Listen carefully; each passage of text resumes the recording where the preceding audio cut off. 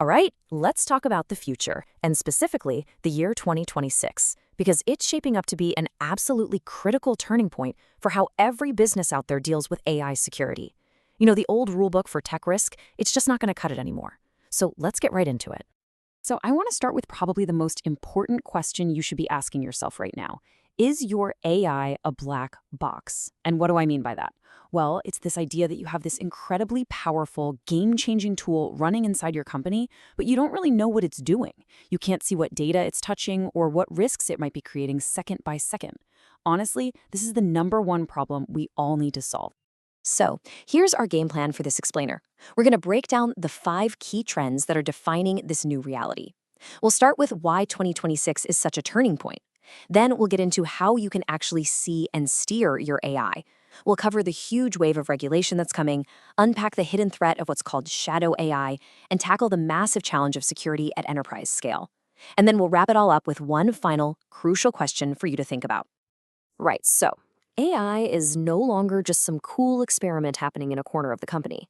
It's weaving itself into the very fabric of our daily operations. We're talking about AI automating compliance checks, helping make huge financial decisions, even being the primary way we talk to our customers. This means the risks are no longer just theoretical.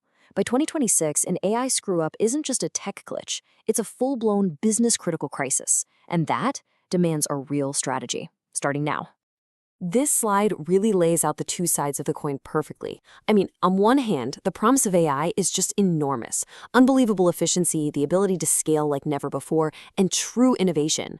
But on the other side of that coin are some serious perils if this stuff goes unchecked. We're talking about major data leakage, maybe from employees pasting sensitive info into public AI tools. You've got intense pressure from new compliance laws. And of course, huge operational risks. Like what happens when an AI model gives you the wrong info right before a big decision?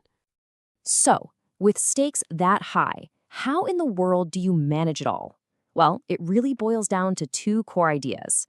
2 words that are going to be absolutely non-negotiable for any business using AI in 2026. And those words are visibility and control. You've got to be able to see what it's doing, and you've got to be able to steer it. First up, let's tackle visibility. This is the bedrock. This is ground zero. It's all about having a real-time, up-to-the-second understanding of how every single AI tool is being used, everywhere in your company. Because without that, you are flying completely blind. And those blind spots, well, they can get really, really expensive really fast. So how do you actually get this visibility? It's not just a fuzzy concept. It requires some very specific actions. You need to be tracking every single interaction. That means logging all the prompts going in, all the outputs coming out, and the workflows they're part of. You also have to deeply understand the data flow. Which internal files and databases can your AI actually see? And finally, you have to be analyzing user behavior, looking for those weird patterns that could be the first sign of trouble long before they turn into a major incident. Now, visibility is absolutely crucial, but it's only half the battle. So you can see everything that's happening. Now what? That's where our second key principle comes in, control. It's not enough to just watch. You need the power to actually do something, to enforce your rules and policies, to stop AI from being misused, all without slowing down innovation. And this is what control looks like when the rubber meets the road. It means having automated systems that can instantly block sensitive data, like a customer's personal info, from ever leaving your company. It means using role-based access so, someone in marketing can't accidentally use a powerful AI tool built for the finance team.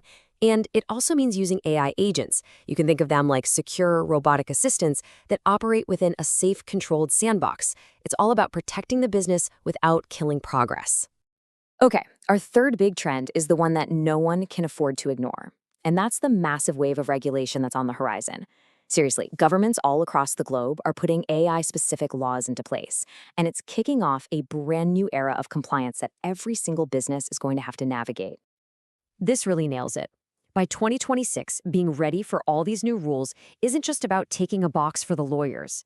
It's going to be a true measure of how mature and responsible your organization is with AI.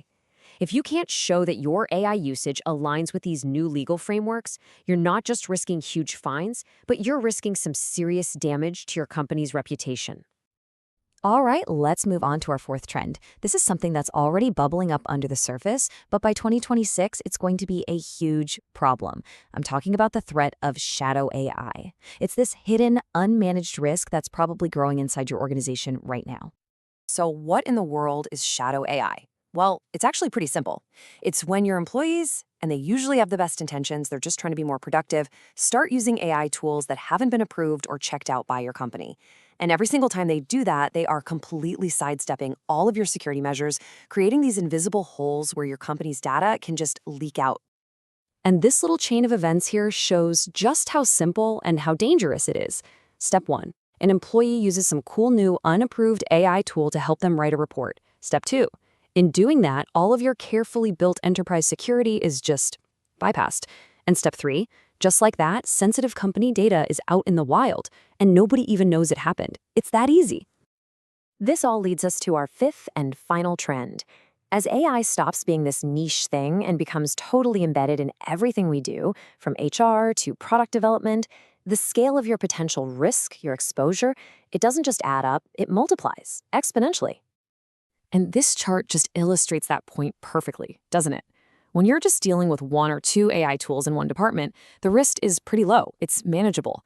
But when you have AI integrated across the entire enterprise, the potential for a single failure to cause a massive problem just explodes. One tiny vulnerability can cascade across the whole system. So the bottom line here is you cannot solve an enterprise-scale problem with department-level solutions. It just won't work. You need a unified way to govern all of this, and you need tools that act like AI firewalls. You know, just like a network firewall watches your internet traffic, these systems monitor all the AI interactions happening everywhere, in real time, and crucially, they do it without slowing down the business. Okay, we've talked about a lot of risks and things to worry about, but I want to end this by flipping the script a little bit. Because tackling these challenges isn't just about plain defense. It's actually about turning what could be a huge weakness into a powerful strategic advantage. This quote says it all, really. The companies that are going to win are the ones that get out ahead of this, the ones that proactively build in that visibility and that control we've been talking about.